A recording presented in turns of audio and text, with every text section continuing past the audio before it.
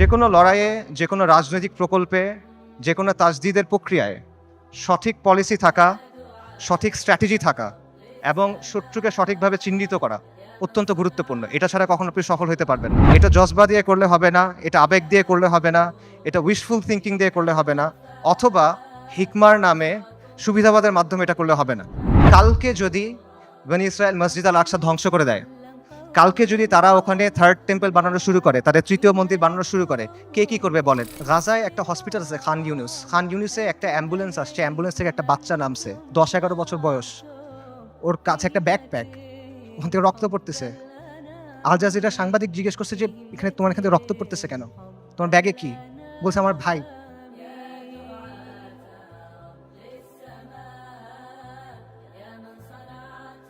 বাচ্চারা, ডাক্তাররা ব্যাগ খুলে দেখছে যে একটা 5 বছর বয়সী বাচ্চার ডেড বডি, পুরা বডি নাই, ছিন্ন বিচ্ছিন্ন বডি। যারা আমাদেরকে হত্যা করতেছে, যারা আমাদের উপর আগ্রাসন চালাচ্ছে, তাদের নিয়ে আমাদের মধ্যে মুগ্ধতা কাজ করে। যারা পরাজিত জাতি, তারা সবসময় বিজয়ী জাতির অনুকরণ করে।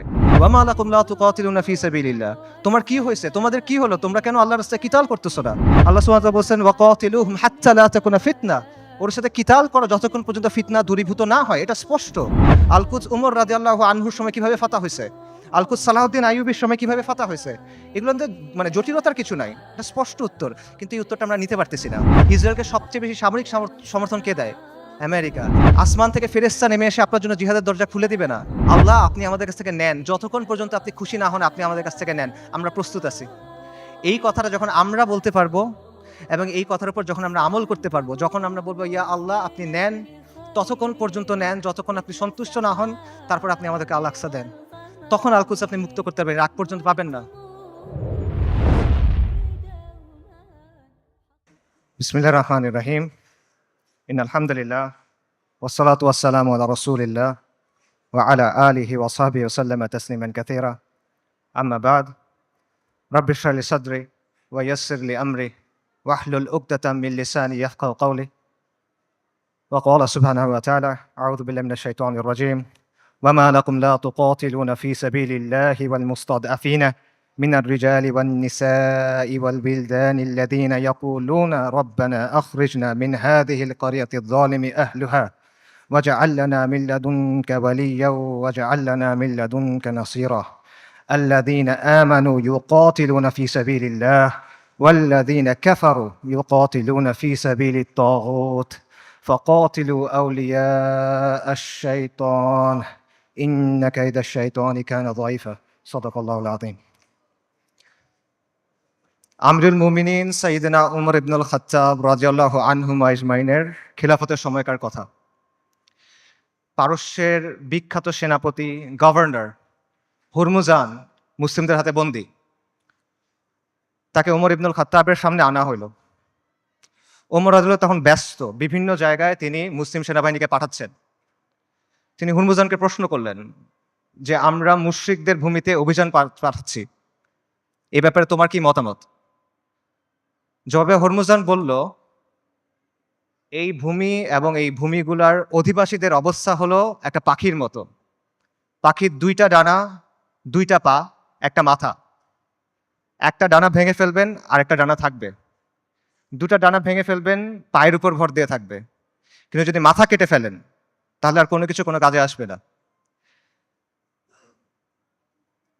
মুসলিমদের শত্রুদের অবস্থা হলো, একটা ডানা হলো রোমের ক্রাইসার, রোমের সম্রাট, আরেকটা ডানা হলো পারস্য, 2টা পা আর মাথা হলো খসরু। আপনি যদি খসরুকে আক্রমণ করেন এই পাখি শেষ হয়ে যাবে, আপনি মুসলিমদের বলেন খসরুকে আক্রমণ করতে। ওমর রাদিয়াল্লাহু আনহু এই পরামর্শ গ্রহণ করলেন এবং ইতিহাস সাক্ষী যে এই স্ট্র্যাটেজি সফল হয়। ওমর ইবনুল খাত্তাব রাদিয়াল্লাহু আনহু আজমাইনের খিলাফতের সময় অর্ধেক পৃথিবীর উপর ইসলামী শাসন কায়েম হয়। যে কোনো লড়াইয়ে, যে কোনো রাজনৈতিক প্রকল্পে, যে কোনো তাজদিদের প্রক্রিয়ায় সঠিক পলিসি থাকা, সঠিক স্ট্র্যাটেজি থাকা এবং শত্রুকে সঠিকভাবে চিহ্নিত করা অত্যন্ত গুরুত্বপূর্ণ। এটা ছাড়া কখনো আপনি সফল হতে পারবেন না। এবং এই জিনিসটা করতে হবে বাস্তবতার নিরিখে, শরিয়ার আলোকে এবং নিজের সামর্থ্য অনুসারে। এটা জজবা দিয়ে করলে হবে না, এটা আবেগ দিয়ে করলে হবে না, এটা উইশফুল থিঙ্কিং দিয়ে করলে হবে না, অথবা হিকমার নামে সুবিধাবাদের মাধ্যমে এটা করলে হবে না। আমি মনে করি আজকে যে বিষয়টা নিয়ে আলোচনা, আল কুদসের মুক্তি কোন পথে, সেই আলোচনার ক্ষেত্রে এই বিষয়টা মাথায় রাখা অত্যন্ত গুরুত্বপূর্ণ। এবং আল কুদসের মুক্তি কোন পথে, এই আলোচনাটাও জরুরি। কারণ ওয়ান্স অ্যান্ড ফর অল আমাদের সামনে এটা স্পষ্ট হওয়া জরুরি যে আল কুদস কিভাবে মুক্ত হবে। গত 409 দিন ধরে গাজায় আমাদের মুসলিম ভাই বোনদের হত্যা করা হচ্ছে, তাদের উপর হত্যাযজ্ঞ চলতেছে, তাদের উপর ধ্বংসযজ্ঞ চলতেছে। শিশুদের হত্যা করা হচ্ছে, নারীদের হত্যা করা হচ্ছে, বৃদ্ধদের হত্যা করা হচ্ছে, পুরুষদের তো হত্যা করা হচ্ছেই। তারা মারা যাচ্ছেন বুলেটের আঘাতে, বোমার আঘাতে, ধ্বংসস্তূপের নিচে চাপা পড়ে, শ্বাসরুদ্ধ হয়ে, জ্যান্ত আগুনে পুড়ে, চিকিৎসার অভাবে, ওষুধের অভাবে, অনাহারে, না খেতে পেয়ে। বাসাবাড়ি থেকে শুরু করে হসপিটাল, ইউনিভার্সিটি, রিফিউজি ক্যাম্প, কোনো কিছু বাকি নাই। ইহুদিরা সব জায়গায় হামলা করতেছে। পৃথিবীর top medical journal the Landsat সেটা বলছে যে গাজায় প্রায় 2 লক্ষ মানুষ মারা গেছে, কিন্তু এই সংখ্যাটা নিশ্চিত করা যাচ্ছে না, কারণ লাশগুলো ধ্বংসস্তূপের নিচে চাপা পড়ে আছে। এবং এটা পুরো পৃথিবীর কাছে স্পষ্ট যে ইহুদিরা এখানে একটা গণহত্যা চালাচ্ছে, এথনিক ক্লেন্সিং করতেছে, জাতিগত নিধন এবং জেনোসাইড চালাচ্ছে তারা। খোদ ICJ, international court of justice, তারা বলছে গাজায় যেটা হচ্ছে এটা গণহত্যা হিসেবে কোয়ালিফাই করতে পারে।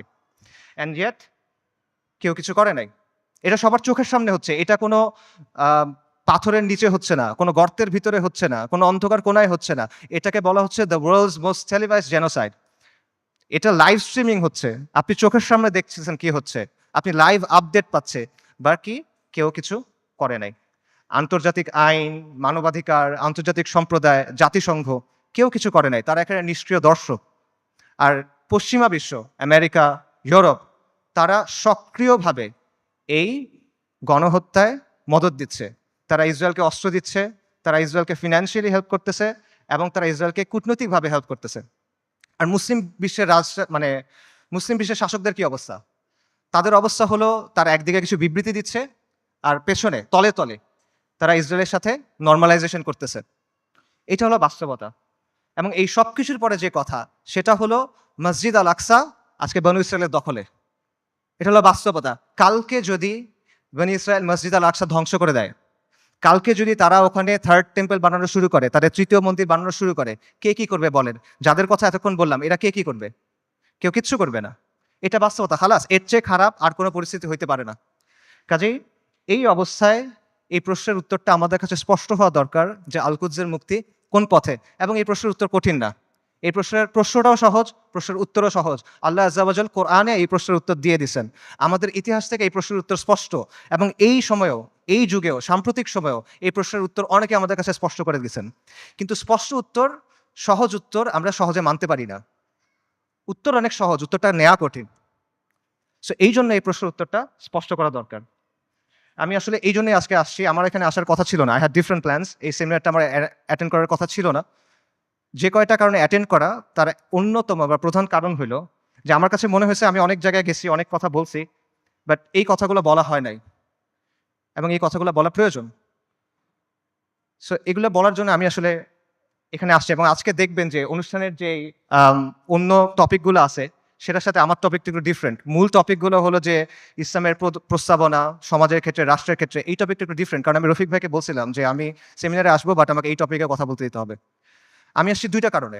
এক হলো আপনাদের সামনে স্পষ্ট করে দেওয়ার জন্য যে আল কুদসের মুক্তি কোন পথে, যাতে আপনাদের কোনো অজুহাত না থাকে, আপনারা যেন পরে গিয়ে বলতে না পারেন কেউ আমাদেরকে বলে নাই, আমরা জানতাম না, আমরা বুঝি নাই। এই অজুহাতটা সরায় নেওয়ার জন্য আসছি। আর আমি এই জন্য আসছি যাতে যেই দিন আল্লাহ আজ্জা ওয়া জালের সামনে গিয়ে দাঁড়াইতে হবে আমার, সেদিন যেন আমি এটুক বলতে পারি যে আমি কিছু করতে পারি নাই, কিন্তু এই কথাটা আমি আমার কমের সামনে বলছিলাম।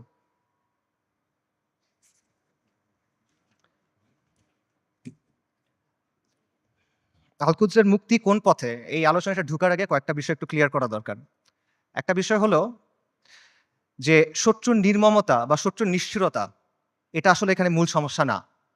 কারণ এর চেয়েও নির্মম, এর চেয়েও নিষ্ঠুর ঘটনা আমাদের ইতিহাসে ঘটছে, এই উম্মার সাথেই ঘটছে। প্রথম ক্রুসেডের কথা চিন্তা করেন, যখন ক্রুসেডাররা জেরুজালেম দখল করে নিল 1099 সালের জুলাইয়ের 15 তারিখ, আজকে থেকে 925 বছর আগের কথা। খ্রিস্টান ইতিহাসবিদরা লিখছে যে তারা এমনভাবে ম্যাসাকার করছে যে রাস্তায় কিছু কিছু জায়গায় পায়ের গোলারি পর্যন্ত মানুষের রক্ত ছিল, আর কিছু কিছু জায়গায় রক্ত ছিল হাঁটু পর্যন্ত, মুসলিমদের রক্ত। এবং তারা জেরুজালেম পর্যন্ত যাওয়ার সময় যতগুলো শহর পার হয়েছে প্রত্যেকটা শহরে ম্যাসাকার করছে, রেপ করছে, লুট করছে, আর্সন করছে, আগুন লাগাই দিছে। এবং এখানেই শেষ না, তারা ক্যানিবালিজম করছে। ক্যানিবালিজম বুঝেন? মানুষের মাংস খাওয়া। এটা ঐতিহাসিকভাবে প্রমাণিত। সিরিয়ার উত্তর পশ্চিমে একটা শহর আছে আল মারাতুন নুমান। এই শহরে 1098 সালে খ্রিশ্চিয়ান হিস্টোরিয়ানদের লেখার মধ্যে আসে যে তারা মুসলিমদের লাশ সিদ্ধ করে খাইছে, বড়দের লাশ, প্রাপ্তবয়স্কদের লাশ, এবং শিশুদের লাশ স্পিড রোস্ট করছে। স্পিড রোস্ট মানে বোঝেন?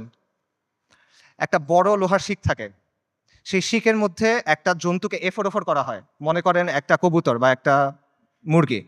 তারপর এটা আগুনের উপর ঝুলানো হয় শিকটা, তারপর এটা ঘুরানো হয়, তখন আগুনটা ঝলসায় মাংসটা রান্না হয়।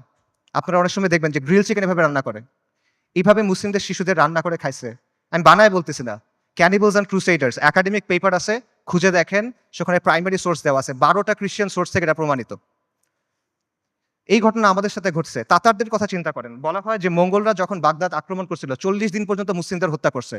দজলা নদীর পানি লাল আর কালো হয়ে গেছে। লাল হলো মুসলিমদের রক্তে, কালো হলো সবকিছু পুরাই দিছে, ছাই গিয়ে নদীর পানিতে মিশছে, পানি কালো হয়ে গেছে। নবী সাল্লাল্লাহু আলাইহি ওয়াসাল্লামের সময়ের কথা চিন্তা করেন। খাব্বাব ইবনে আরাদ রাদিয়াল্লাহু তাআলা আনহু, তিনি রাসূলুল্লাহ সাল্লাল্লাহু আলাইহি ওয়াসাল্লামের সাথে এসে যখন কথা বলতেছেন, রাসূলুল্লাহ বলতেছেন যে তোমাদের আগে এমন উম্মাত ছিল যাদের হাড় থেকে মাংস লোহার চিরুনি দিয়ে আলাদা করা হয়েছে, তাদের মাথা থেকে দ্বিখণ্ডিত করা হয়েছে, এবং সাহাবীদের উপর তো অনেক অত্যাচার নির্যাতন হয়েছে, এটা আমরা জানি। কাজেই অত্যাচার নির্যাতন এটা এখানে মূল ইস্যুটা না। আমার কথা ভুল বুঝবেন না, আমি বলতেছি না যে আমাদের গাজ্জার ভাই বোনরা তারা যেই কুরবানি করতেছেন, যে কষ্ট করতেছে, আমি এটা ডাউন প্লে করতেছি না। I am saying this just to put this things into perspective. মানে বিষয়টা বোঝা যে এইটা আগে ঘটেনি এমন না, এরকম ঘটনা আগেও ঘটছে। সমস্যা এখানে না, সমস্যা অন্য জায়গায়। সমস্যাটা হলো যে ক্রুসেডারদের সময় যখন আগ্রাসন হয়েছে, তাতারদের সময় যখন আগ্রাসন হয়েছে, তখন মুসলিমরা ক্রুসেডারদের সামরিক শক্তিকে সমীহ করত। তারা তাতারদের যে হিংস্রতা, এটা নিয়ে কনসার্ন ছিল, কিন্তু ওদের নিয়ে ফ্যাসিনেশন ছিল না, তাদের নিয়ে মুগ্ধতা ছিল না। আপনি তাদের লেখা যদি পড়ে দেখেন, দেখবেন যে ক্রুসেডের সময় যেসব মুসলিম হিস্টোরিয়ানরা লিখছেন, তারা ক্রুসেডারদের নিয়ে মজা করতেছে যে তাদের কাজকর্ম এমন কেন, তাদের বিশ্বাস এমন কেন, তাদের কালচার এমন কেন। তাতারদের সময় একটা বিখ্যাত ঘটনা আছে, অনেক আলেমদের আলোচনায় শুনবেন, যে হুলাকু খানের মেয়ে, বলা হয় হুলাকু খানের মেয়ে, তাতারদের নেতার মেয়ে বাগদাদ শহরে বের হয়েছে। সে একজন আলেমকে দেখছে, তাকে গিয়ে প্রশ্ন করতেছে, এই তোমাদের কোরআনে না লেখা আছে আল্লাহ তোমাদের বিজয়ী করবেন, আল্লাহ তোমাদের কর্তৃত্ব দিবেন, তোমরা সম্মানিত হবা? আর এটা কোরআন তো ভুল, কারণ আমরা তোমাদের উপরে কর্তৃত্ব করতেছি, তোমরা আমাদের অধীনস্থ। তখন সেই আলেম বলছেন যে রাখাল যখন ভেড়া নিয়ে যায় তখন সাথে কিছু কুকুর নিয়ে যায়, গার্ড ডগস। কেন নেয়? কারণ ভেড়া যখন পাল থেকে বের হয়ে যায় তখন কুকুর ছেড়ে দিতে হয়, কুকুরের ধাওয়া খেয়ে ভেড়াগুলো আবার পালে ফেরত আসে। তোমরা তাচাররা হলো এই কুকুর। আল্লাহ তোমাদেরকে পাঠাইছেন কারণ আমরা দিন থেকে সরে গেছি। তোমাদের ধাওয়া খেয়ে আমরা দিনের দিকে যখন ফিরবো, তখন যিনি তোমাদের ছাড়ছেন তিনি তোমাদের আবার বেঁধে ফেলবেন। সুবহানাল্লাহ। আন্ডারস্ট্যান্ডিংটা খুব ক্লিয়ার। তাদের মধ্যে অনুশোচনা ছিল, দুঃখ ছিল, কিন্তু কোনো কনফিউশন ছিল না, শত্রুকে নিয়ে মুগ্ধতা ছিল না। তারা এটা ক্লিয়ার ছিল যে আমরা দিন থেকে সরছি, এই জন্য আজকে আমাদের এই অবস্থা, আমাদের দিনে ফেরত আসতে হবে। কিন্তু আমাদের আজকের কি অবস্থা? আমাদের অবস্থাটা কমপ্লিটলি ডিফারেন্ট। যারা আমাদেরকে হত্যা করতেছে, যারা আমাদের উপর আগ্রাসন চালাচ্ছে, তাদের নিয়ে আমাদের মধ্যে মুগ্ধতা কাজ করে, তাদের নিয়ে আমাদের মধ্যে ফ্যাসিনেশন কাজ করে, এবং আমরা মনে করি যে আমরা আরো বেশি করে কুফারের মতো হইতে হবে, আমাদের কুফারের অনুকরণ করতে হবে, তাহলে মনে হয় আমরা জিততে পারবো, তাহলে মনে হয় আমাদের দুরবস্থা যাবে। এবং আমরা মনে করি যে কুফারের যে তন্ত্রমন্ত্র আছে, কুফারের যে বাদ মতবাদ আছে, এগুলোর মাধ্যমে মনে হয় দিনের খেদমত হবে। আমরা এটা চিন্তা করতেছি। এগুলো কেন হচ্ছে? কারণ শত্রুর দিন নিয়ে আমাদের মধ্যে মুগ্ধতা আছে, আর আমাদের দিন নিয়ে আমাদের মধ্যে আছে হীনম্মন্যতা। ইবনু খালদুন একটা কথা বলছেন যে the vanquish always imitates the victor. যারা পরাজিত জাতি তারা সবসময় বিজয়ী জাতির অনুকরণ করে। এক্স্যাক্টলি সেম জিনিসটা এখানে হচ্ছে। ক্রুসেডের সময়, মঙ্গলদের আগ্রাসনের সময় আমরা সামরিক এবং রাজনৈতিকভাবে পরাজিত ছিলাম, কিন্তু আদর্শিকভাবে পরাজিত ছিলাম না। এখন আমরা সামরিক, রাজনৈতিকভাবে পরাজিত, আমরা আদর্শিকভাবে পরাজিত, আমরা মনস্তাত্ত্বিকভাবে পরাজিত। এই কারণে সহজ যে উত্তর, সহজ যে সমাধান, এটা আমরা গ্রহণ করতে পারি না। আল-কুদসের মুক্তি কোন পথে হবে? আল-কুদসের মুক্তি হবে জিহাদের মাধ্যমে, কিতালের মাধ্যমে, তরবারির ধারালো অগ্রভাগ দিয়ে আল-কুদস মুক্ত হবে, আর কোনো কিছু দিয়ে হবে না। আল্লাহ আযজা ওয়া জাল কোরআনে বলছেন আল-কুদসের জন্য আপনার করণীয় কি?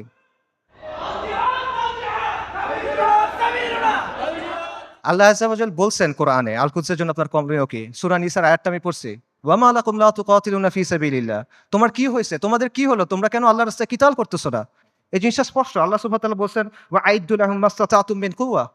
তোমরা প্রস্তুত করো তাদের সে জিহাদের জন্য। আল্লাহ সুবহানাহু ওয়া তাআলা বলছেন, ওয়া কাতিলুহুম হাত্তা লা তাকুনা ফিতনা। ওর সাথে কিতাল করো যতক্ষণ পর্যন্ত ফিতনা দূরীভূত না হয়। এটা স্পষ্ট। আল কুদস উমর রাদিয়াল্লাহু আনহুর সময় কিভাবে ফাতা হইছে? আল কুদস সালাহউদ্দিন আইয়ুবীর সময় কিভাবে ফাতা হয়েছে? এগুলোর মধ্যে মানে জটিলতার কিছু নাই। এটা স্পষ্ট উত্তর। কিন্তু এই উত্তরটা আমরা নিতে পারতেছি না। এবং আমাদের মধ্যে কনফিউশন আছে। ঠিক আছে, জিহাদ হবে। জিহাদটা কিভাবে হবে? আপনি ফিলিস্তিনে গিয়ে জিহাদ শুরু করবেন নাকি? ওমর রাদিয়াল্লাহু আনহুর সময় কি ফিলিস্তিনে জিহাদ শুরু হয়েছিল নাকি ফিলিস্তিনে গিয়ে জিহাদ শেষ হয়েছিল? সালাহউদ্দিন আল আইয়ুবীর সময় জিহাদ কি ফিলিস্তিনের দরজায় শুরু হয়েছিল না জিহাদ ফিলিস্তিনের ভেতরে গিয়ে শেষ হয়েছিল? এই প্রশ্নগুলোর উত্তর সোজা। আপনি কি জিহাদ ফিলিস্তিনে গিয়ে শুরু করবেন নাকি জিহাদ করতে করতে করতে গিয়ে আল্লাহ একসময় আল আকসাকে আমাদের হাতে দিবেন ইনশাআল্লাহ?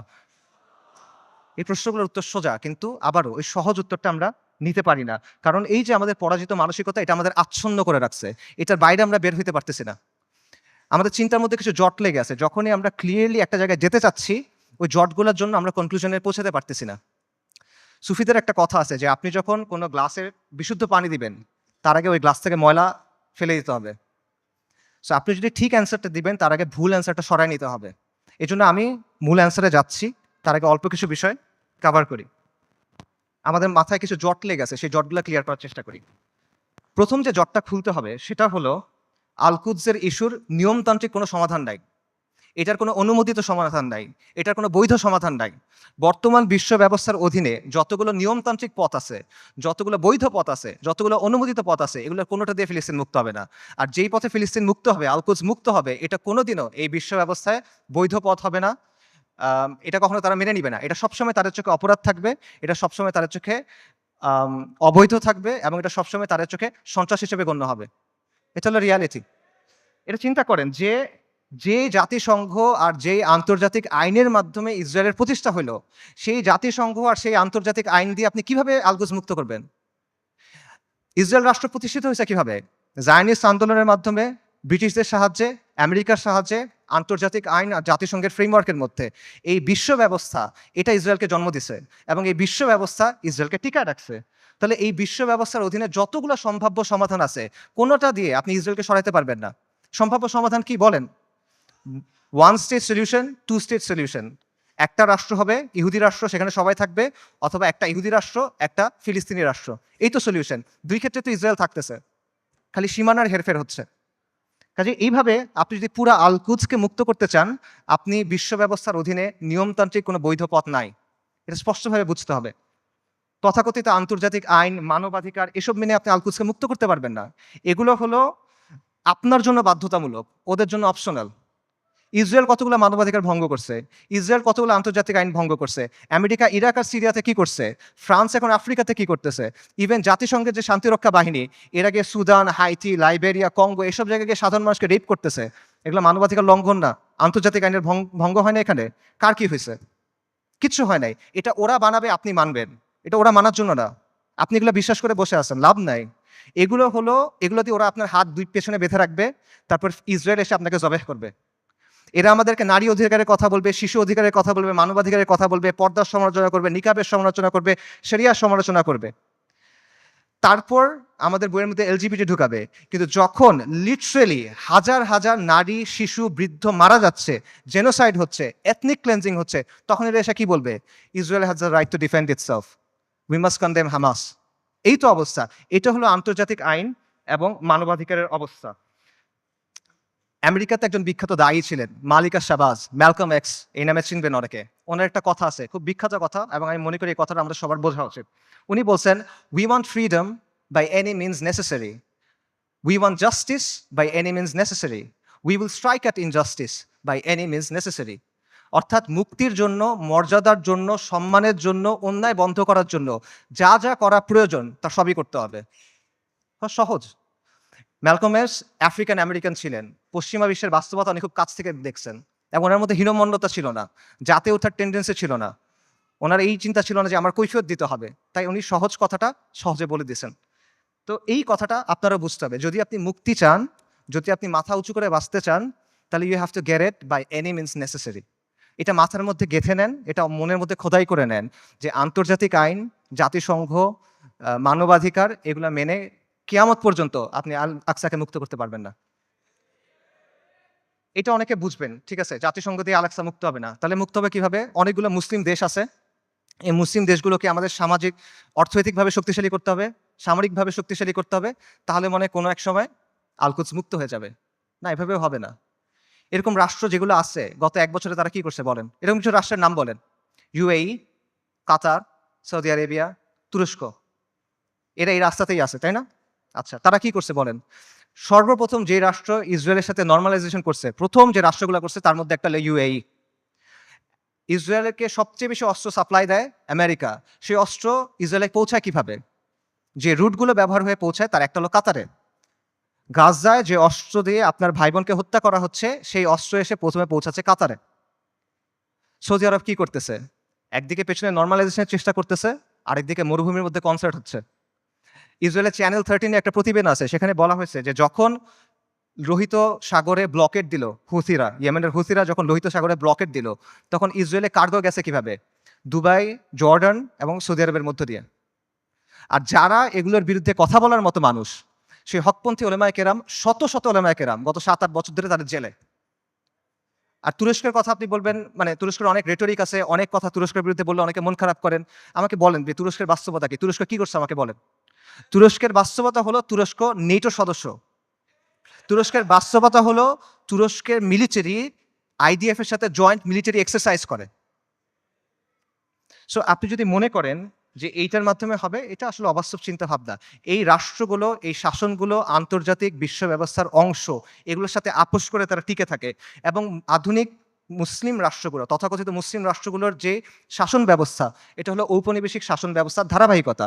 আমাদের এখানে ইসলামী শাসন ছিল, ফিরিঙ্গিরা এসে তাদের শাসন ব্যবস্থা চাপাই দিছে, এখন এই রাষ্ট্র এবং এই শাসকরা সেটাই কন্টিনিউ করতেছে। এটা হলো রিয়ালিটি। কাজে বিশ্ব ব্যবস্থা যদি দুর্বল হয়, এই শাসকদের মস্তক কেঁপে উঠবে। এবং বিশেষ করে আরবের যে রাজতন্ত্রগুলো আছে বা মনার্কিগুলো আছে, তারা ক্ষমতায় আছে এবং টিকে আছে প্রথমে ব্রিটেনের সাথে আপোষ করার মাধ্যমে, এখন আমেরিকার সাথে আপোষ করার মাধ্যমে। এগুলো বাস্তবতা, এই বাস্তবতা অস্বীকার করার কোনো সুযোগ নেই। এগুলো ঐতিহাসিকভাবে প্রমাণিত সত্য কথা।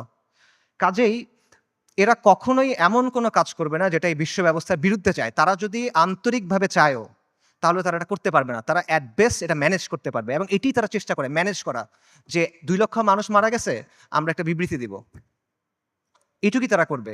এইটাই ম্যানেজ করার চেষ্টা করবে তারা। কাজেই এটা সত্য, মুসলিমদেরকে অর্থনৈতিকভাবে শক্তিশালী হতে হবে, রাজনৈতিকভাবে শক্তিশালী হতে হবে, সামরিকভাবে শক্তিশালী হতে হবে, কোনো প্রশ্ন নাই। কিন্তু পরাধীন অবস্থায় না। আমরা মনে করি আমরা স্বাধীন হয়েছি, আমরা স্বাধীন হই নাই, আমরা এখনো পরাধীন অবস্থায় আছি। পরাধীন অবস্থায় আপনার জিডিপি যত হোক, আপনার রাস্তা যত সুন্দর হোক, আপনার দেশে যত স্কাইস্ক্রেপার থাকুক, ইট ডাজন্ট ম্যাটার। আপনি পরাধীন, ওই টাকা আপনার হাতে নাই, ওই অস্ত্র আপনার হাতে নাই, ওই শক্তি আপনার হাতে নাই। সো এই বিষয়টা বুঝতে হবে যে আপনি আগে মুক্ত হইতে হবে, তারপরে এই শক্তি। এবং এখানে আরেকটা পজিশন আছে, অনেকে যেটা মনে করেন যে ঠিক আছে, জাতিসংঘ দিয়ে হবে না, মুসলিম রাষ্ট্র দিয়ে হবে না, কিন্তু মুসলিম সেনাবাহিনীগুলো দিয়ে হবে। এই সেনাবাহিনীগুলো, বিশেষ করে আরবের যে সেনাবাহিনীগুলো আছে, ফিলিস্তিনের কাছাকাছি যে সেনাবাহিনীগুলো আছে, এরা হয়তোবা সাহায্য করবে। এবং আপনারা দেখবেন যে যখনই এই ম্যাসাকারগুলো হয়, ইসরায়েল তো পিরিয়ডিক্যালি এটা করে, কিছুদিন পরপরই এটা হয়, তখনই এরকম হ্যাশট্যাগ থাকে, যেমন আর্মিস টু আল আকসা, যে আর্মিগুলাকে আল আকসাকে মুক্ত করবে। এটা অবাস্তব চিন্তা ভাই। আমি আপনাকে ইয়েমেনের তাগুত আলী আবদুল্লাহ সালের একটা কথা বলি। আলী আবদুল্লাহ সালে একবার বলছে একটা সাক্ষাৎকারে যে এইসব আর্মির কাজ হলো মানুষকে দমন করা। যদি জনগণ আমার বিরুদ্ধে বিদ্রোহ করে, আমি আর্মি দিয়ে জনগণকে দমন করব। এর বাইরে এদের আর কোনো কাজ নাই, এটা শোর জন্য। জনগণকে রক্ষা করা এই সেনাবাহিনীর কাজ না। এটা হলো আলী আবদুল্লাহ সালের কথা। সে একটা মিথ্যাবাদী, কিন্তু সে এখানে সত্য বলছে। এটি হলো বাস্তবতা। আপনি দেখেন যে এই আর্মিগুলোকে প্রশিক্ষণ দেওয়া হয়েছে, অস্ত্র দেওয়া হয়েছে, অর্থায়ন করেছে কেন? এই আরব শাসকদের মসনদ টিকায় রাখার জন্য এবং মুসলিমদের পায়ের নিচে রাখার জন্য, ইসলামকে দমন করার জন্য। এটা হলো বাস্তবতা। এবং এই আর্মিগুলো আসলে যাবে কেমনে আল আকসা পর্যন্ত বলেন তো? ইসরায়েলের চারপাশে যে দেশগুলো আছে, এগুলো তো ইসরায়েলকে রক্ষা করতেছে। আপনি যাবেন কেমনে ওখানে? আপনি তো বাংলাদেশ থেকে যেতে পারবেন না ওখানে, তাই না? আপনার ওই জায়গার থেকেই ওখানে যেতে হবে। তো তারা যাবে এটা কেমনে? এবং যখন আপনি যে বলতেছেন এই আর্মিগুলো ক্ষমতা নিবে বা তারা কাজ করবে, এগুলো তো অলরেডি হয়েছে, এটার বাস্তবতা আমরা দেখছি। মিশরে কি হয়েছে জামাল আব্দুল নাসেরের সময়? জামাল আব্দুল নাসের ইখওয়ানুল মুসলিমিন বা মুসলিম ব্রাদারহুডের সাথে একটা ওয়াদা করছিল। কোরআনের উপর হাত রেখে সে ওয়াদা করছে যে মুসলিম ব্রাদারহুড রাস্তায় আন্দোলন করবে, রাজপথে আন্দোলন করবে, জনমত গঠন করবে। জামাল আব্দুল নাসের আর তার বন্ধুরা সেনাবাহিনীর মধ্যে কু করবে, সামরিক অভ্যুত্থান করবে। তারপর তারা ক্ষমতায় যাবে, ক্ষমতায় গিয়ে কোরআনের শাসন প্রতিষ্ঠা করবে। কোরআনের উপর হাত রেখে ওয়াদা করছে, কু হয়েছে, মুসলিম ব্রাদারহুড তার ওয়াদা পূর্ণ করছে, সে ক্ষমতায় গেছে, ক্ষমতায় গিয়ে কি করছে, গায়রুল্লাহর আইন দিয়ে শাসন করছে, মুসলিম ব্রাদারহুডকে জবে করছে। উস্তাদ সাইদ কুতুব রাহিমুল্লাহ সহ অনেক মানুষকে তারা শহীদ করে দিছে। এটা হলো বাস্তবতা। এরা যখন আসে তখন কি করে, এটা চোখের সামনে আসে। কাজেই আরব রাষ্ট্রগুলো বা এই রাষ্ট্রগুলোর যে শাসন ব্যবস্থা, যে শাসকরা আছে, এরা হলো ইসরায়েলের ঘনিষ্ঠতম মিত্র। আর এই বাহিনীগুলো হয় ইসরায়েলের বর্ডার গার্ড অথবা জাতিসংঘের ভাড়াটে সৈন্য। এটা হলো বাস্তবতা।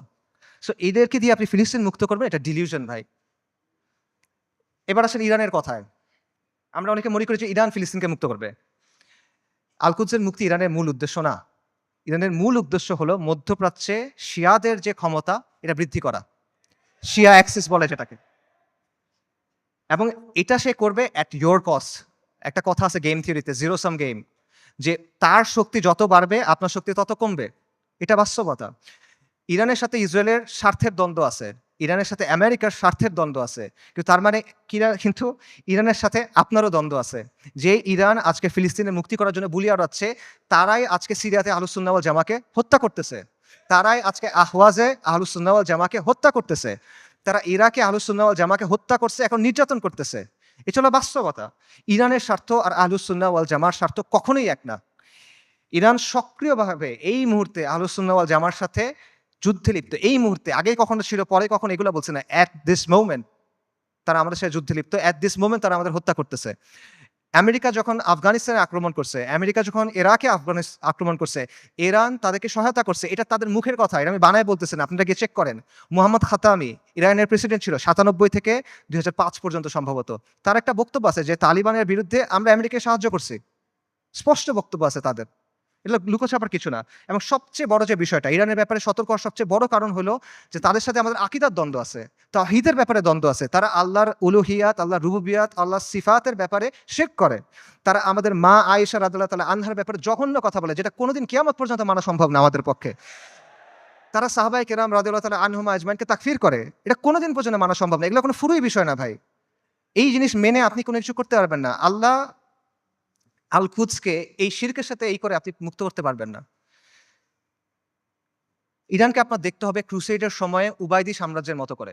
ক্রুসেডের সময়ে একটা সাম্রাজ্য ছিল, উবাইদি সাম্রাজ্য। এটাকে আপনারা অনেকে ফাতেমি খিলাফত নামে চিনেন।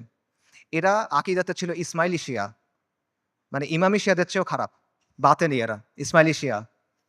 তারাও জেরুজালেমকে মুক্ত করার কথা বলতো, তারাও ঐক্যের কথা বলতো, কিন্তু ইতিহাস খুলে দেখেন তাদের ভূমিকা কি ছিল।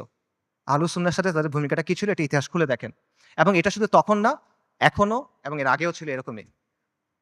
কাজেই ইরানকে আপনার উবাইদিদের একটা আধুনিক সংস্করণ হিসেবে দেখতে হবে। তবে credit where credit is due, ইরানের কিছু অর্জন আছে যেটা আমাদের নাই, এটা আপনার স্বীকার করতে হবে।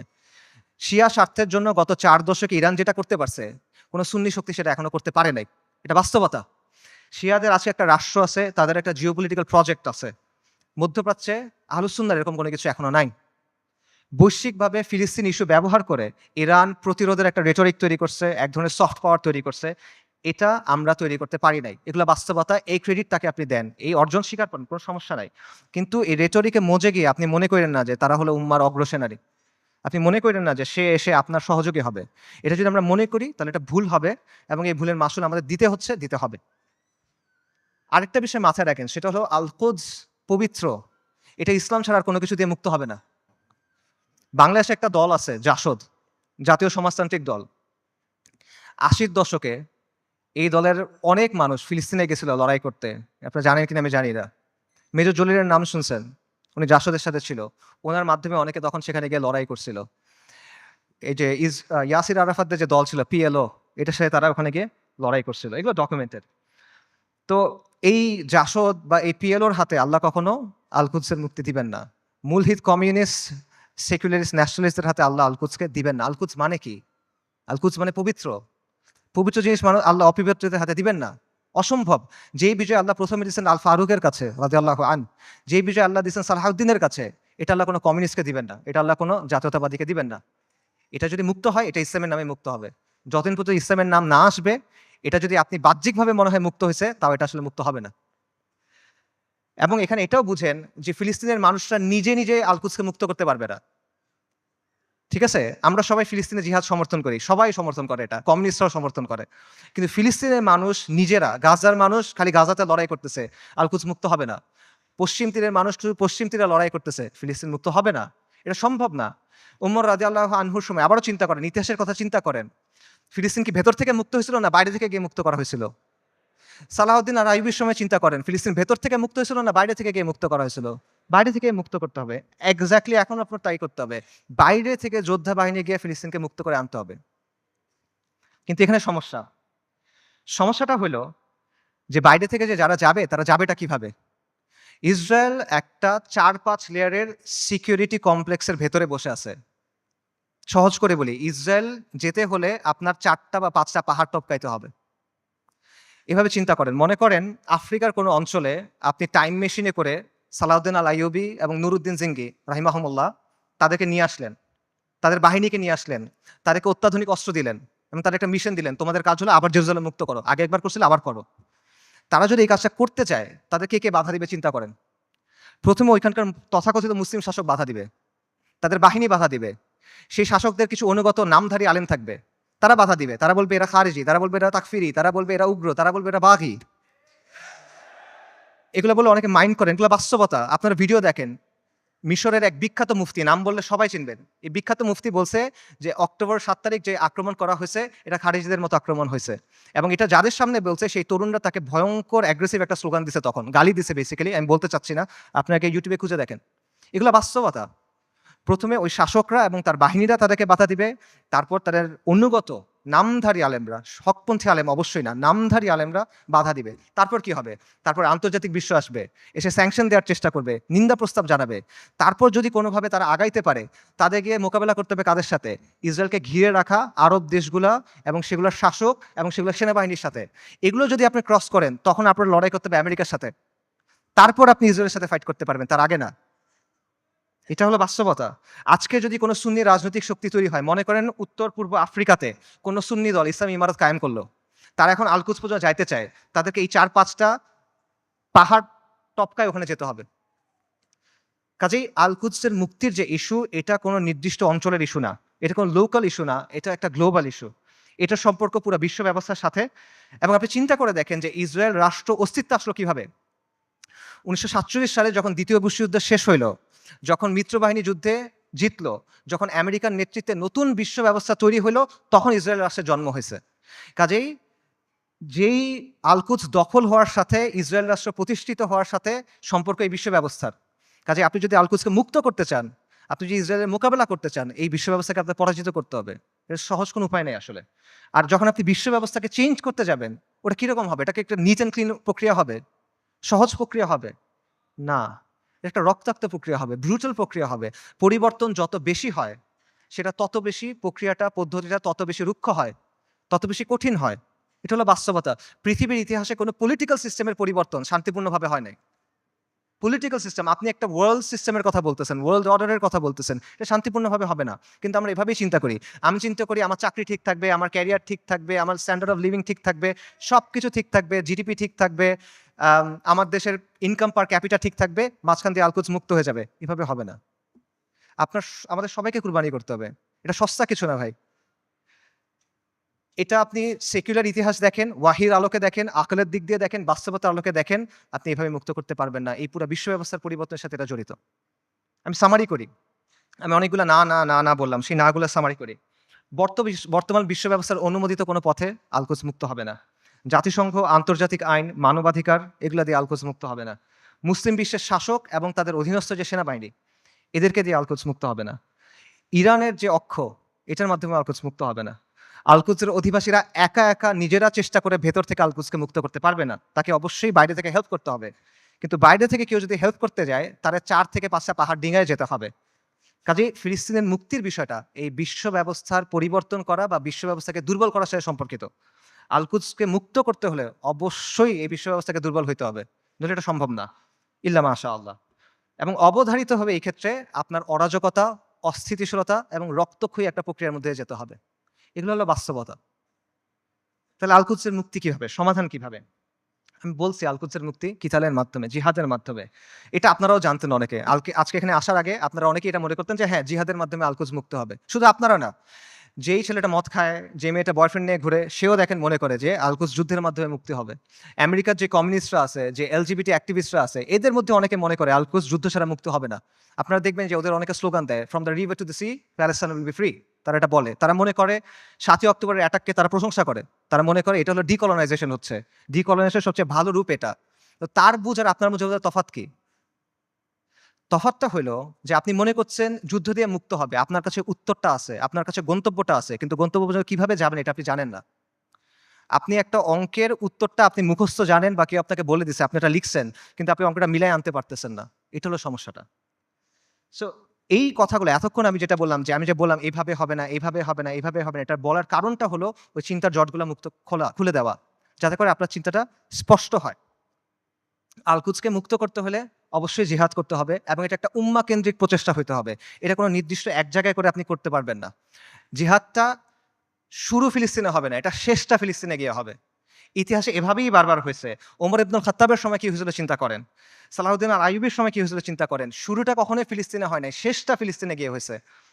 এবং এই জন্য প্রথমে মুসলিম মেজরিটি দেশগুলো আছে সেগুলোকে আপনার স্বাধীন করতে হবে। সেকুলার সিস্টেম থেকে বের হয়ে সেখানে ইসলামী শরিয়া আনতে হবে। We must replace this tyrannical puppets with men of god.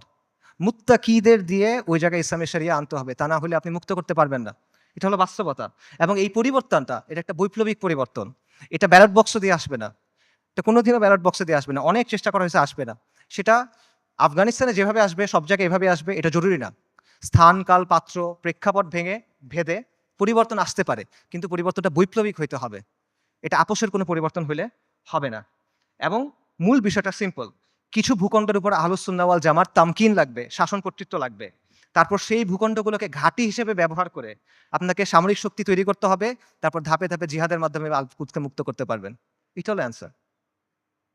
এবং এই তামকিন অর্জনের কাজটা সব মুসলিম ভূখণ্ডে আপনি একসাথে করতে পারবেন না, কারণ সব মুসলিম ভূখণ্ডের অবস্থা এক না। আপনি চিন্তা করেন, বাংলাদেশে ইসলামী ইমারত হওয়া আর সিরিয়াতে ইসলামী ইমারত হওয়া কখনো একরকম না। বাংলাদেশ আর ইসরায়েলের মধ্যে বা আল কুদসের মধ্যে 6টা দেশ আছে: Jordan, Iraq, Iran, Afghanistan, Pakistan এবং মোদির ভারত। আনরিয়েলিস্টিক, আপনি ওখান থেকে কোনো যেতে পারবেন না। কিন্তু সিরিয়ার সাথে ডিরেক্ট বর্ডার আছে। কাজেই এই বাস্তবতা বুঝতে হবে যে কোন জায়গায় ফোকাস করতে হবে, কোনভাবে কাজ করতে হবে। তবে মূল সমাধান ওই জায়গাতেই, যেটা আমি আবারও বলতেছি, আল কুদসের নিকটবর্তী মুসলিম ভূখণ্ডে তামকিন অর্জন করতে হবে, শাসন কর্তৃত্ব অর্জন করতে হবে। তারপর সেগুলোকে কেন্দ্র হিসেবে ব্যবহার করে সামরিক শক্তি বৃদ্ধি করতে হবে। তারপর ধাপে ধাপে জিহাদের মাধ্যমে আল আকসার দরজায় গিয়ে পৌঁছাতে হবে। এটা আপনাদের অনেকের কাছে মনে হতে পারে যে ফ্যান্টাসি, আপনাদের অনেকের কাছে মনে হতে পারে যে এটা অনেক কঠিন একটা সলিউশন, কিন্তু এটাই সবচেয়ে প্র্যাগম্যাটিক সলিউশন। এবং এটার উদাহরণ ইতিহাস থেকে আছে। আমি আবারও বলতেছি, ওমর রাদিয়াল্লাহু আনহুর সময় চিন্তা করেন কিভাবে মুসলিমরা আল আকসা মুক্ত করছিল। প্রথমে মদিনার উপরে শাসন কর্তৃত্ব, তামকিন, তারপর জাজিরাতুল আরবের উপরে, তারপর সিরিয়ার কিছু অঞ্চলে, তারপর আল আকসায়। সালাউদ্দিন আইয়ুবীর সময় কিভাবে হয়েছে, সিরিয়ার কিছু অঞ্চলে, তারপর মিশরে, তারপর আল আকসায়। এভাবেই হয়েছে। এবং আপনি যদি বলেন যে এটা তো ঠিক আছে, অনেক আগে হয়েছে, বর্তমান সময়ে এভাবে হবে কিনা, বর্তমান সময়েও হবে। আপনার সামনে উদাহরণ আছে। ইরানের কথা চিন্তা করেন। ইরানের ব্যাপারে আমরা বলছি যে ইরানের মাধ্যমে এটা মুক্তি হবে না, ইরানের স্বার্থ আমাদের স্বার্থ এক না, ইত্যাদি। বাকি গত 1 বছরে কেউ যদি ইসরায়েলের সাথে কিছু লড়াই করে থাকে, 2-1টা গুলিও করে থাকে, এটা কে করছে? ইরানই তো করছে। তো এই যে প্রতিরোধ করার সামর্থ্য, এটা সেটা অর্জন করলো কিভাবে? তারা 3টা বা 4টা জায়গাকে ব্যবহার করে এটা করছে। একটা হলো তেহরান মানে ইরান, একটা হলো লেবাননে হিজবুল্লাহ বা হিজবুল শয়তান, একটা হলো ইয়েমেনে হুথিরা, আর একটা হলো ইরাকে তাদের যে মিলিশিয়াগুলো আছে আল বদর ব্রিগেড। এর মাধ্যমে তো তারা এটা করছে। তো এই শক্তিটা তারা তৈরি করছে কিভাবে? নিয়মতান্ত্রিকভাবে করছে। আমাদের অনেক ভাই একই সাথে নিয়মতান্ত্রিক পদ্ধতির ফ্যান, আবার তারা ইরানেরও ফ্যান। এই জিনিসটা সায়েন্স আমি এখনো বুঝতে পারি নাই। ইরানের এই ক্ষমতাটা তৈরি হয়েছে কিভাবে? 79-এ একটা বিপ্লবের মাধ্যমে খোমেনি ক্ষমতায় আসছে।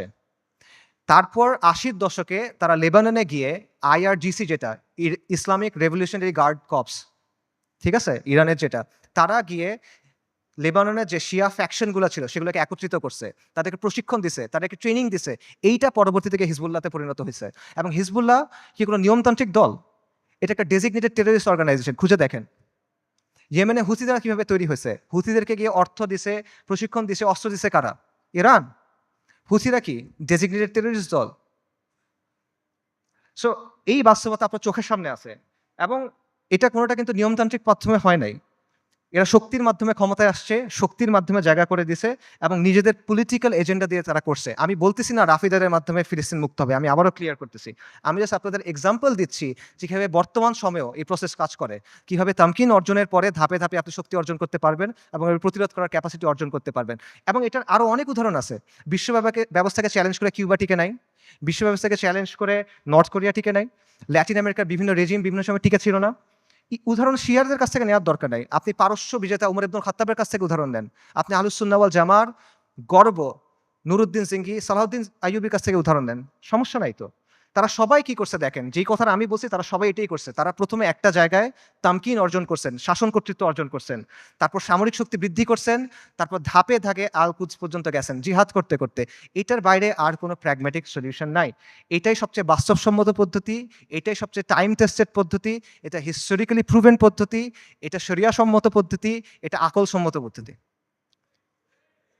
এটা কঠিন পদ্ধতি, এটা রুক্ষ পদ্ধতি, বিপদ সংকুল পদ্ধতি, কোনো ডাউট নাই, এটা সহজ পথ না। কিন্তু সহজ পথ নেওয়ার নাম তো ভাই বাস্তববাদী হওয়া না। বাস্তববাদী হলো যেটা করা প্রয়োজন সেটা করা। আপনি একটা গন্তব্যে যাবেন, একটা সহজ পথ, একটা কঠিন পথ। সহজ পথ আপনাকে আরেক জায়গায় নিয়ে যাবে, আপনি ওটা নিলে তো হইল না। সো আমরা কিন্তু বাস্তববাদিতার নামে অতীতে অনেক পদ্ধতি গ্রহণ করছি, এখনো করে যাচ্ছি। এগুলো আমাদের কি দিছে ভাই? কি অর্জন দিছে আমাদের বলেন? জিল্লতি ছাড়া আমাদের কি অর্জন দিছে বলেন? এবং দিন থেকে আমরা সরে গেছি। আরো এক্সাম্পল দেখেন, চীনের কথা মনে করেন। চীন যে গ্লোবাল সুপার পাওয়ার হয়েছে, কিভাবে হয়েছে ভাই? লিবারাল ডেমোক্রেসি মেনে হয়েছে? মানবাধিকার মেনে হয়েছে?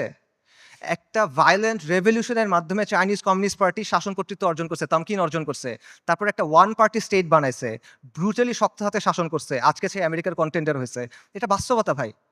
চীন, তারা কি বিশ্বাস করতে যে জনগণ সব ক্ষমতার উৎস? চীনের বিপ্লবের যাকে স্থপতি বলা হয় মাও সেতুং, তার একটা বিখ্যাত উক্তি আছে, সেটা হলো বন্দুকের নল ক্ষমতার উৎস। পাওয়ার comes from the barrel of the gun. এটা বাস্তবতা। এই বাস্তবতা, political power comes from the barrel of the gun. এটা দুনিয়ার বাস্তবতা। আপনি বাস্তবতা বুঝার পরে বাস্তবসম্মত পলিসি নিতে পারেন। এবং আপনাকে ওই যেটা বলছিলাম, এই পলিসি আপনার নিতে হবে বাস্তবতার নিরিখে, শরিয়ার আলোকে এবং নিজের সামর্থ্য অনুসারে, এবং আপনার শত্রুকে আপনার চিনতে হবে।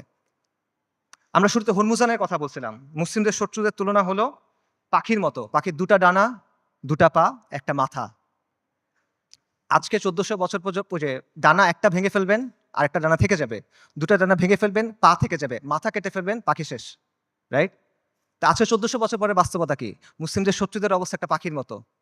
এক ডানা নেটো, এক ডানা ইসরায়েল, দুই পা হলো এই আরব বিশ্বের শাসকেরা। মাথাকে আমেরিকা। ইসরায়েলকে সবচেয়ে বেশি সামরিক সমর্থন কে দেয়? আমেরিকা। ইসরায়েলকে সবচেয়ে বেশি অর্থনৈতিক সমর্থন কে দেয়? ইসরায়েলকে সবচেয়ে বেশি রাজনৈতিক সমর্থন কে দেয়? বারবার জাতিসংঘের সিকিউরিটি কাউন্সিলে ভেটো কে দেয়? এই শাসকদের মসনদ কে টিকায় রাখে? কাজেই আমেরিকাকে রাজি খুশি রেখে, আমেরিকার মনের মতো করে, আমেরিকার বানানো ছকে খেলে, তাদের ঠিক করা নিয়ম মেনে কোনোদিন পর আল কুদস মুক্ত হবে না। এটা পসিবল না। আপনার আমেরিকার কথা চিন্তা করেন। গত ১ বছর ধরে তাদের সাথে যেই ঘটনাগুলো ঘটতেছে, সেগুলোর কথা চিন্তা করেন। আপনি ওই ছেলেটার কথা চিন্তা করেন, হাফেজ। আপনারা ভিডিও দেখছেন। রিফিউজি ক্যাম্পের ভিতরে আগুনে পুড়ে মারা গেছে। ছেলেটার নাম ছিল শাবান, কোরআনে হাফেজ, সফটওয়্যার ইঞ্জিনিয়ারিং নিয়ে পড়তেছিল। আপনারা রুহ আর রুহ রিমের কথা চিন্তা করেন। ওই যে ছোট্ট মেয়েটা, বিল্ডিং ধসে গেছে, মারা গেছে। তার দাদা তার ডেড বডি বুকে নিয়ে বলতেছে রিম, রুহ আর রুহ।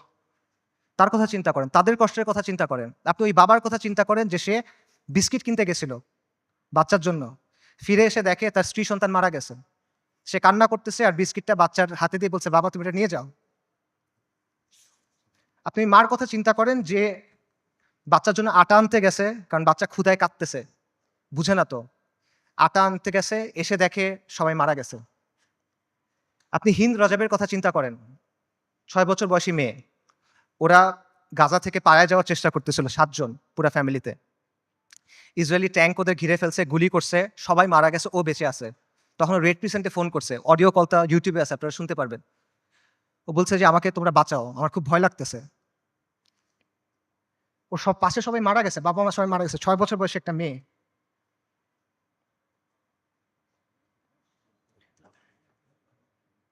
এবং শেষ পর্যন্ত 12 দিন পরে ওর ডেড বডি যখন পাওয়া গেছে, দেখা গেছে ওর পুরো ফ্যামিলির ডেড বডি, আর ওর আশেপাশে যে প্যারামেডিকগুলা ওকে বাঁচাতে আসছিল তারাও মারা গেছে, তাদেরকে মেরে ফেলছে ইসরায়েলিরা।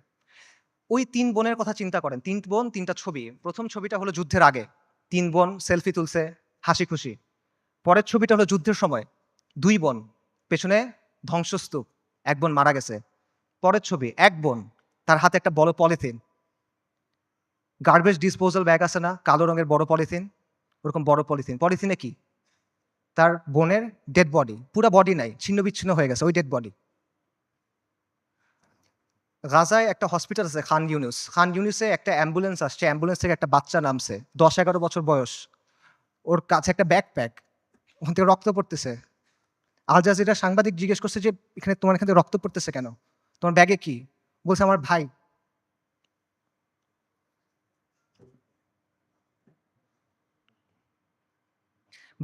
ডাক্তাররা ব্যাগ খুলে দেখছে যে একটা ৫ বছর বয়সী বাচ্চার ডেড বডি, পুরা বডি নাই, ছিন্ন-বিচ্ছিন্ন বডি। আপনারা ওই মার কথা চিন্তা করেন যে গেছে, যে তার পুরা ফ্যামিলি মারা গেছে, সে এসে জিজ্ঞেস করছে, আমাকে লাশগুলা দাও, আমি দাফন কি করব? তাকে ৩ টা পলিথিন দিছে। কারণ ডেড বডি নাই, ছিন্ন-বিচ্ছিন্ন হয়ে গেছে সব। ৩ টা পলিথিন দিছে। আপনারা ওই বাচ্চাটার কথা চিন্তা করেন, বিল্ডিং ধসে পড়ছে, খুলি ফেটে গেছে, কোটর থেকে চোখ বের হয়ে আসছে এবং ওই নিষ্প্রাণ চোখ, এই নিষ্প্রাণ পৃথিবীর দিকে তাকায় আছে। এদের কষ্টের কথা চিন্তা করেন। এই কষ্ট শুধু তাদের, এই কষ্ট আমাদের না। আমরা না এক উম্মাহ। এক উম্মাহ, এক দেহের মতো, এরকম না? আমাদের স্পর্শ করে না ওই কষ্ট। এই যে এই কষ্টটা কি আমাদের যে কষ্টটা হবে তার চেয়ে বেশি কষ্ট? আমাদের যে কষ্ট ওটা কি এর চেয়ে বেশি কষ্ট? যদি এটা বেশি কষ্ট মনে হয় তাহলে আমি আরেকটা কষ্টের কথা বলি, এটা শোনেন। ওই দিনের কথা মনে করেন যেই দিন আল্লাহর সামনে আপনাকে দাঁড়াতে হবে। ইদা দুক্কাতিল আরদু আরদান দাক্কান দাক্কা ওয়া জাআ রাব্বুক ওয়াল মালাকু সাফফান সাফফা ওয়া জিআ ইয়াওমাইযিন বিজাহান্নাম। পৃথিবী চূর্ণ-বিচূর্ণ হয়ে যাবে, বালির মতো হয়ে যাবে। আপনার প্রতিপালক আসবেন এবং মালাইকারা আসবে সারিবদ্ধভাবে এবং জাহান্নামকে আপনার সামনে আনা হবে। ওই দিন আল্লাহ আপনাকে প্রশ্ন করবেন, আমাদেরকে প্রশ্ন করবেন। কি জবাব দিবেন আল্লাহকে বলেন? ফাইয়াউমাইযিন লা ইউআযযিবু আযাবাহু আহাদ ওয়া লা ইউথিকু ওয়াসাকাহু আহাদ। আল্লাহ ওই দিন যেভাবে আযাব দিবেন ওভাবে আর কেউ দেয়া নাই। আল্লাহ ওই দিন যেভাবে বাঁধবেন ওভাবে আর কেউ বাঁধে নাই। কি বলবেন আল্লাহকে তখন? আল্লাহ আপনাকে যদি জিজ্ঞেস করেন তুমি কি করছিলে, আপনি কি জবাব দিবেন বলেন? এই কষ্ট বেশি না দুনিয়াতে আপনার যে কষ্ট হবে সেটা বেশি? লা ইলাহা ইল্লাল্লাহ। এত কিছুর পরও দেখেন আল কুদসের মানুষ ঈমান, ইস্তিকামাত এবং সবরের কি দৃষ্টান্ত স্থাপন করছে। একজন বৃদ্ধা বলতেছে, আমাদের জান, মাল, সন্তান সবকিছু আল্লাহর জন্য কুরবান। মৃত্যু যদি আল কুদসের জন্য হয় তাহলে এটা সুন্দর মৃত্যু। ইনশাআল্লাহ কিয়ামত পর্যন্ত আমরা রিবাদ করে যাব। এটা সস্তা কিছু না, এটা রাসূলুল্লাহ সাল্লাল্লাহু আলাইহি ওয়াসাল্লামের ইসরা ওয়াল মিরাজের জায়গা। আমরা বাইতুল মাকদিসের অধিবাসীরা প্রস্তুতি আছি, কুরবানি করার জন্য প্রস্তুতি আছে। যত কুরবানি লাগে আমরা করব। ওই বাবার কথা চিন্তা করেন, হাসপাতালে একই দিনে ২ বাচ্চা মারা গেছে, ২ ছেলে মারা গেছে। উনি বলতেছেন আলহামদুলিল্লাহ, এটা জিহাদের ভূমি, এটা রিবাতের ভূমি। আমাদের যা কিছু আছে সব আল্লাহর জন্য। আল্লাহ আমাদের খালেক, উনি আমাদের তৈরি করছেন, উনি আমাদের পাঠাইছেন, উনি নিয়ে যাবেন, ওনার যা খুশি উনি করবেন। আমরা এটাতে খুশি, আমরা এটার উপর সবর করব। বান্দা যখন বিপদের মধ্যে পড়ে, ওলামায়ে কেরাম হাদিসের আলোকে বলছেন যে বান্দা যখন বিপদের মধ্যে পড়ে তখন আল্লাহ এটার মাধ্যমে তার সগীরা গুনাহগুলো মাফ করে দেন অথবা তাকে পরিশুদ্ধ করেন, কারণ আল্লাহ তাকে আখিরাতে বড় পুরস্কার দিতে চান। আমি মনে করি আমাদের গাজ্জার ভাই বোনদের সাথে, ফিলিস্তিনের ভাই বোনদের সাথে এই বিষয়টাই হইতেছে ইনশাআল্লাহ তাআলা। আল্লাহ তাদেরকে জান্নাতুল ফেরদৌস আলার জন্য প্রস্তুত করতেছেন। আমি মনে করি আল্লাহ এই বান্দাদের উপর রাজি খুশি হয়ে যাবেন ইনশাআল্লাহ তাআলা। লক্ষের উপরে শহীদ, আলহামদুলিল্লাহ, এটা উম্মতে মুহাম্মদের গর্ব। আমাদের মৃতরা জান্নাতে ইনশাআল্লাহ, ওদের মৃতরা জাহান্নামে। আল্লাহু মাওলানা ওয়ালা মাওলা লাহুম। ওই বৃদ্ধের কথা চিন্তা করেন যিনি ধ্বংসস্তূপের মাঝখানে দাঁড়ায় বলতেছেন, আমরা আজও এখানে দাঁড়ায় আছি এবং আমরা এখান পর্যন্ত থাকবো। এই ভূখণ্ড বরকতময়, এই ভূখণ্ডের অধিবাসীরা বরকতময়। আমাদের চারপাশে চূড়ান্ত ধ্বংসযজ্ঞ হয়েছে, কিন্তু আমরা তাও এখান থেকে নড়বো না। আমরা আল্লাহর দিন থেকে নড়বো না। আমরা অটল পাহাড়ের মতো, আমরা উজ্জ্বল তারার মতো। এবং আমি বলবো যে হ্যাঁ, পুরা বিশ্ব সাক্ষ্য দিচ্ছে তারা ঈমানের ক্ষেত্রে অটল পাহাড়ের মতো। পুরা বিশ্ব সাক্ষ্য দিচ্ছে তারা ইস্তিকামাতের ক্ষেত্রে উজ্জ্বল তারার মতো, এবং পুরা বিশ্ব সাক্ষ্য দিচ্ছে আপনি এবং আমি কাপুরুষ। পুরা বিশ্ব সাক্ষ্য দিচ্ছে আপনি আর আমি অক্ষম। পুরা বিশ্ব সাক্ষ্য দিচ্ছে আপনি আর আমি নিষ্ক্রিয়। ইসরায়েলের এক ইসরায়েলের এক সোলজারের ভিডিও আছে। সে বলতেছে, ইংলিশে বলতেছে, আমেরিকান জিও। সে বলতেছে আমরা গাজাকে পরিষ্কার করতেছি, আমরা গাজাকে প্রস্তুত করতেছি, কারণ আমাদের রাজা আসবে, আমাদের মাসিহ আসবে, আমরা তাকে মুকুট পরানোর জন্য প্রস্তুত হচ্ছি, আমরা তৃতীয় মন্দির বানানোর জন্য প্রস্তুত হচ্ছি। তাদের মাসিহকে আল মাসিহ আদ-দাজ্জাল। বনী ইসরাইল মসজিদ আল আকসার সামনে নাচতেছে, উল্লাস করতেছে, স্লোগান দিচ্ছে, তারা বলতেছে মুহাম্মদ মারা গেছে।